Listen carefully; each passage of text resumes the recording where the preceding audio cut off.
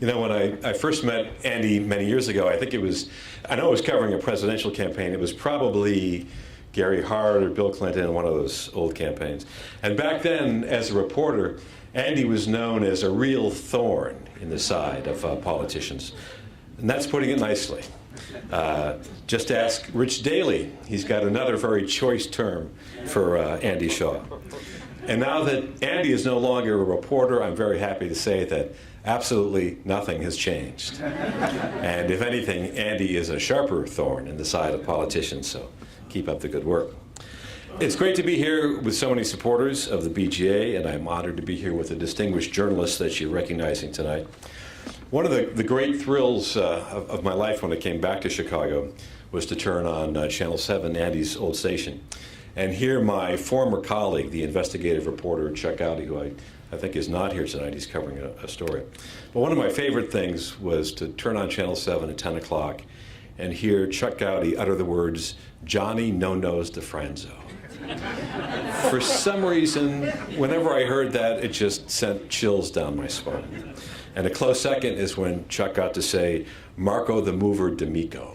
I just thought that was so fantastic. What other city can claim characters like that? And it speaks to one of the wonderful things about being an investigative journalist here in Chicago. There is no shortage of raw material. Not in a city that has seen more than 30 aldermen go to jail in the last 40 years. Not to mention a state in which 4 recent governors, including the most recent one, have gone to prison.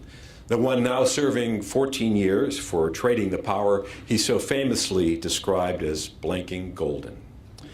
But as all of you know far too well, corruption is no joke, not in Chicago. The University of Illinois tells us that the Northern District of Illinois, basically the city of Chicago, the suburbs, Cook County, the Northern District leads all other jurisdictions in corruption convictions.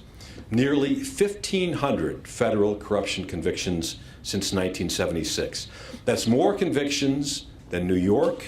It's more convictions than California. In fact, on a per capita basis, only one state in America is more corrupt than Illinois.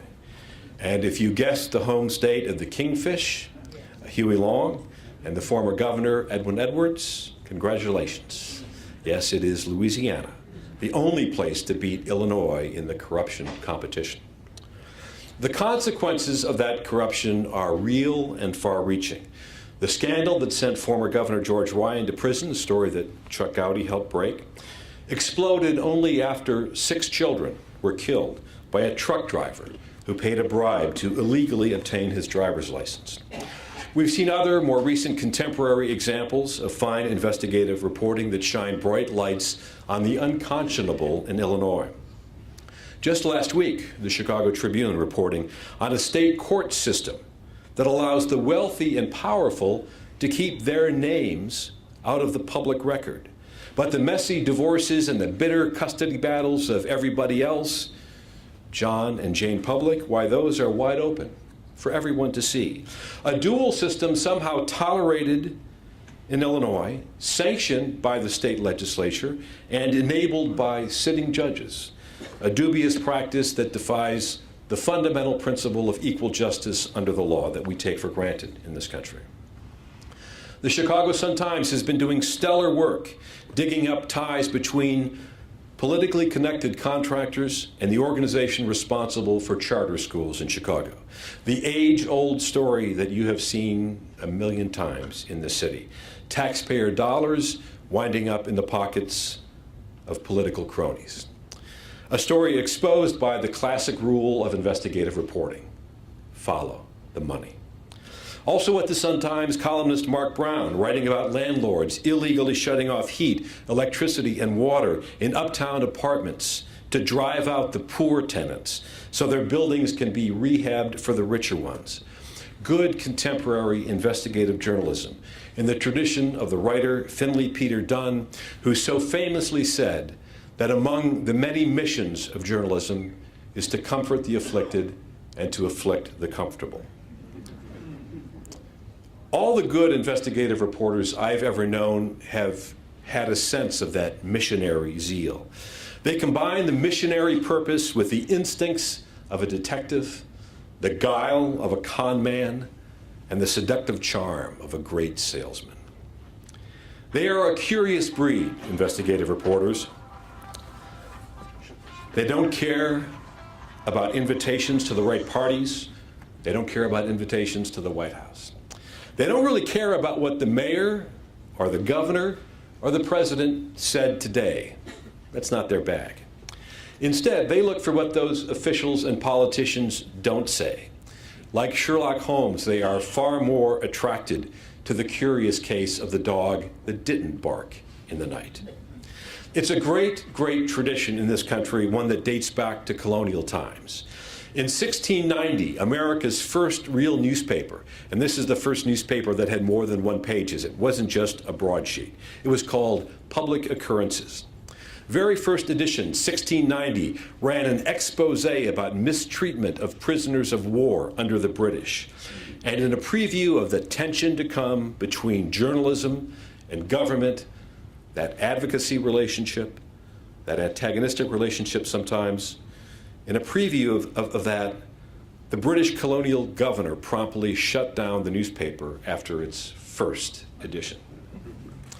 The great muckrakers of the 19th and 20th centuries exposed scandals that led to the first child labor laws, the breakup of Standard Oil, the direct election of U.S. senators, and such fundamental consumer protections as the Food and Drug Administration. We know how Watergate exposed a corrupt presidency, and how exactly 35 years ago, right here in Chicago, the BGA and the Mirage and the Sun-Times broke the Mirage bar scandal. A great investigative series, a classic that showed how in the city that works, bribes worked even better. For those of you too young to remember, those of you new to Chicago, the BGA and the Sun-Times bought a tavern a few blocks away from here on Wells Street called the Mirage. They set up an undercover camera to record the shakedowns. Building inspectors, fire inspectors, liquor inspectors, all of them on the take. As the stories showed so clearly, the bribes flowed like cheap beer. Pam Zeckman, the lead reporter, she's here tonight, I saw her earlier, still doing great work at Channel 2. In fact, she's been on the tavern beat again with the BGA, recently reporting on how 50 local mayors also double as liquor commissioners and take campaign cash from the same tavern keepers that they regulate. So Pam, wherever you are here tonight, my hat is off to you, and to all the others working so hard to do the kind of terrific work that the Driehaus Foundation and the BGA are spotlighting tonight. But this fine tradition that dates back to colonial times, it faces two major threats, one from within and one from without. The first from the revolutionary changes facing media and journalism. The second, as usual, from governments, state and national, that prefer to keep their embarrassments secret. Since 1990, and this is according to Advertising Age, the number of newspaper jobs in the United States has been cut in half. In just 2 years, 2008 and 2009, 50,000 newsroom employees in the United States lost their jobs. The same is true at TV networks and local stations. I saw some of my old colleagues from the Midwest Bureau here at ABC. When I started at ABC, we had bureaus in New York, Boston, Philadelphia, Washington, Miami, Chicago, Atlanta, Dallas, Denver, Los Angeles, San Francisco.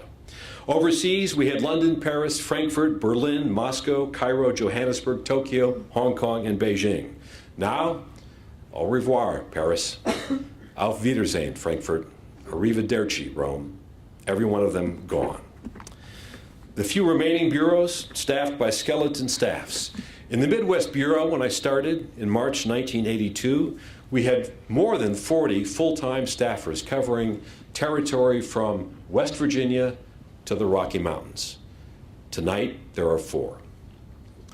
So what's happened in newsrooms across the country? Well, all too often, investigative reporting came to be seen as a luxury. News operations so dramatically cutting back their staffs could not afford the big commitments in reporters' time and money that serious investigations demand. And yes, we know very, very well the other side of the story, the explosion of websites like the Daily Beast and Gawker, or the aggregators like Google and Yahoo. And yes, we know all too well that young audiences, including my own kids, turn to Jon Stewart or the Colbert Report for their takes on the news. But here's a bulletin. Google and the Colbert Report don't have investigative reporters on their staffs. Guess what?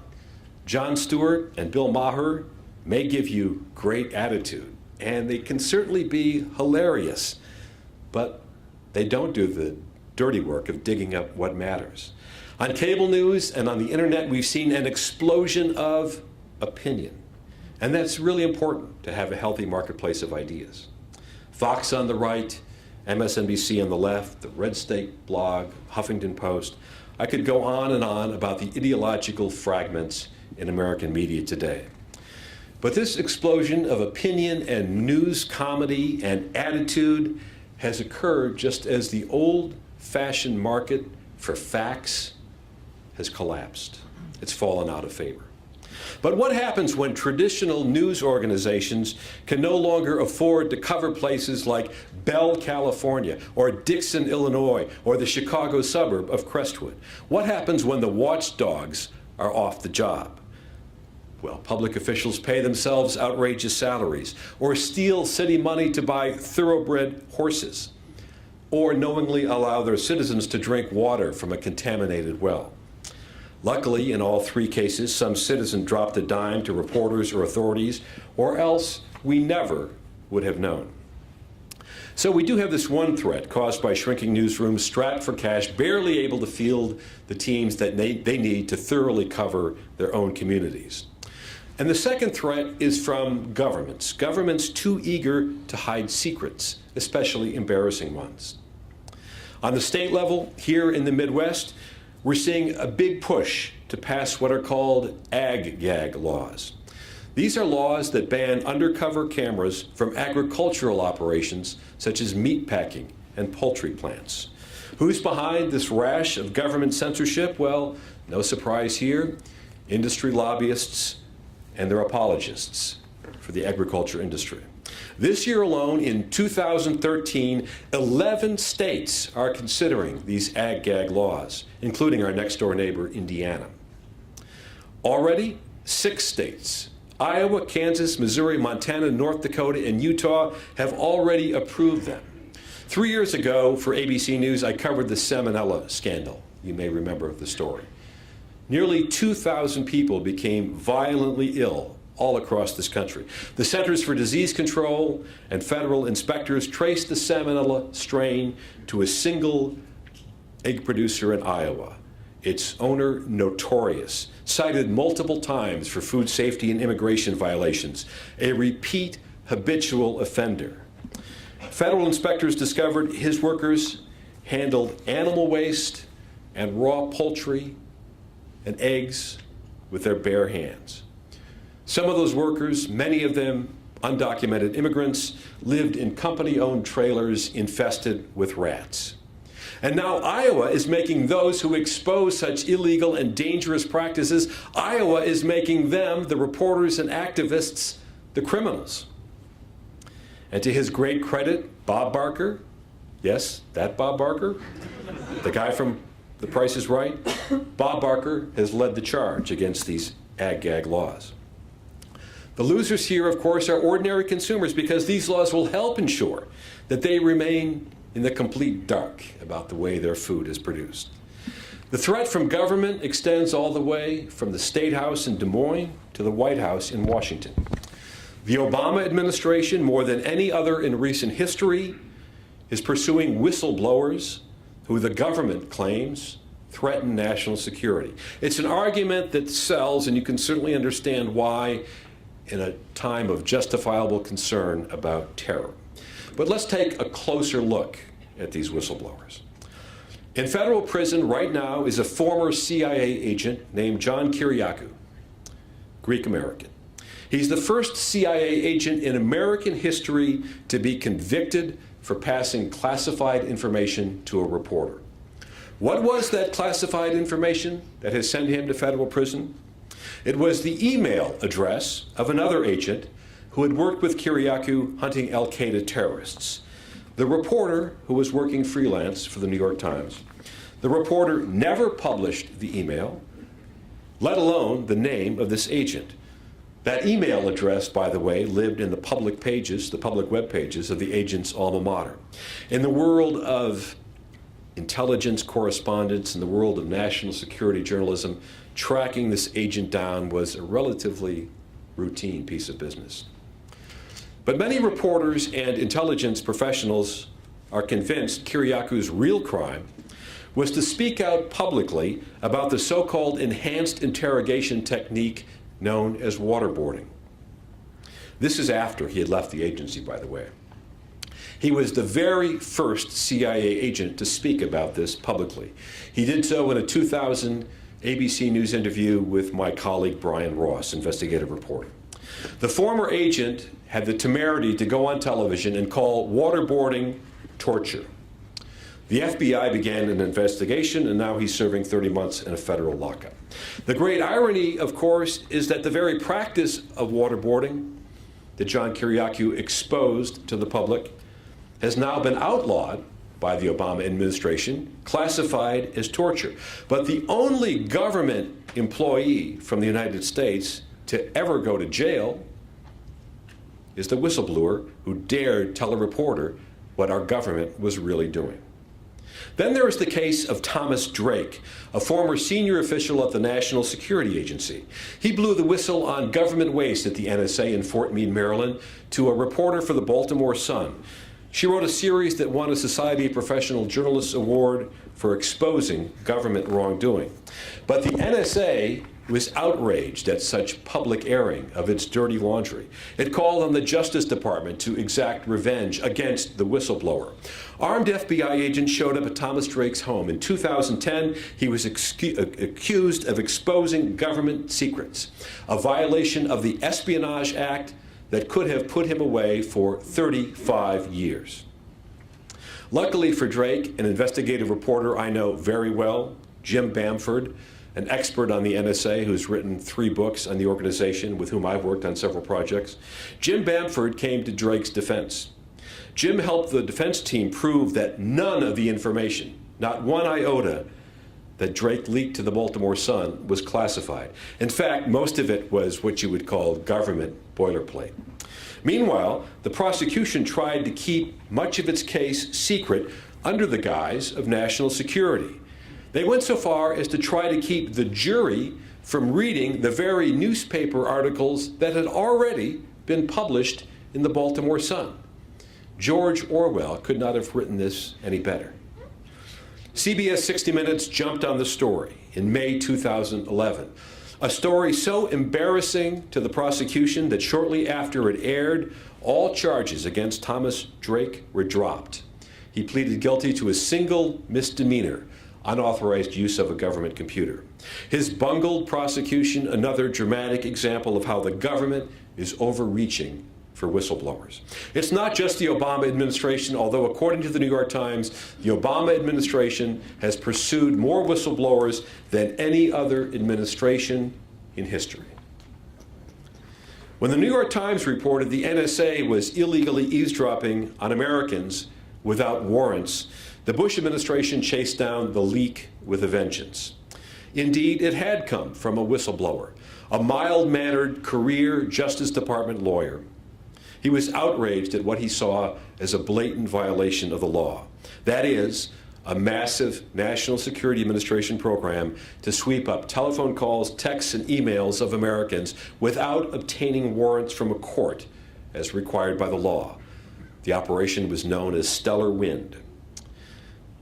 This attorney, Thomas Tam, literally, this is from the movies, he literally went to a payphone and made a phone call to the Times beat justice reporter, a reporter named Eric Lichtblau.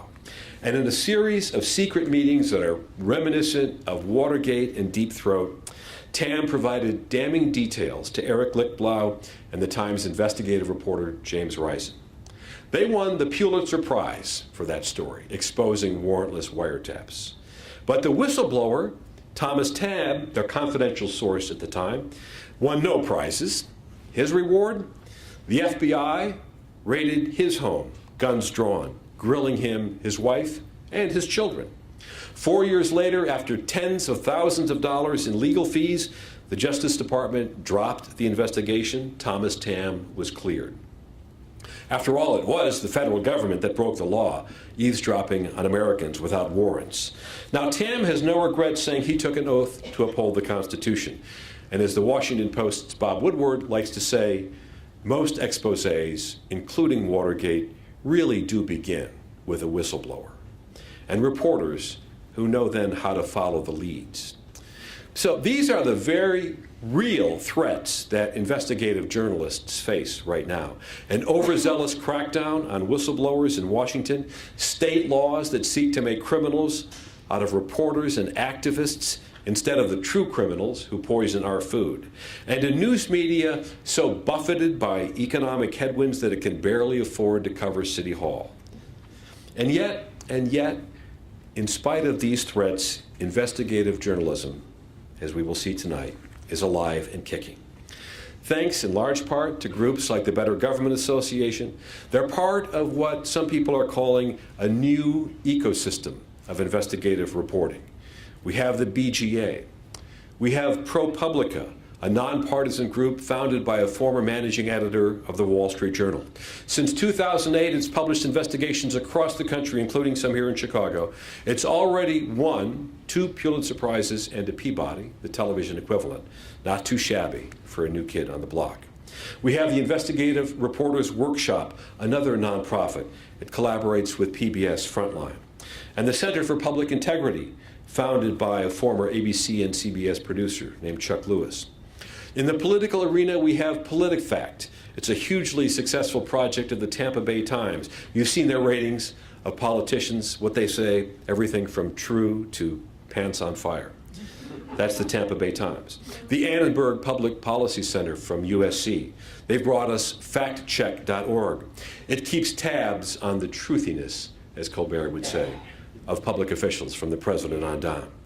These organizations are taking up the slack, sometimes publishing independently, other times teaming up with newspapers, television stations, websites to do the hard work of investigative reporting. And to their credit, some news organizations, including the ones we're going to hear about tonight, including many of the organizations here in Chicago, many of them have kept up their investigative journalism even when the chips were down. And make no mistake, this work is tedious, it's hard, it's expensive. The payoff is never immediate and almost never clear at the outset.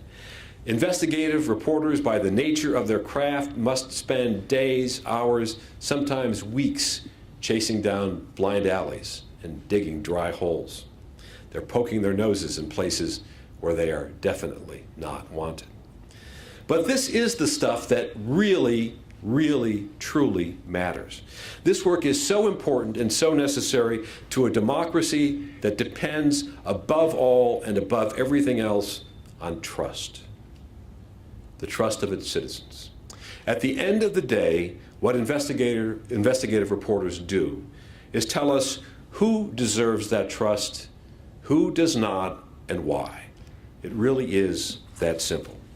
And that's why it's so important to honor the journalism that the Richard Driehaus Foundation and the BGA is recognizing tonight, and just as vital to support the BGA and organizations who, like Andy, are the relentless thorns in the sides of the unscrupulous, the unsung champions of ordinary citizens and passionate advocates of a belief, however naive, that government can be more clean and open and responsive. The opportunity for that, as a certain Elvis-loving politician might say, is blanking golden. Yes, even in Chicago and even in Illinois. Imagine that. Thank you so much for the opportunity to speak.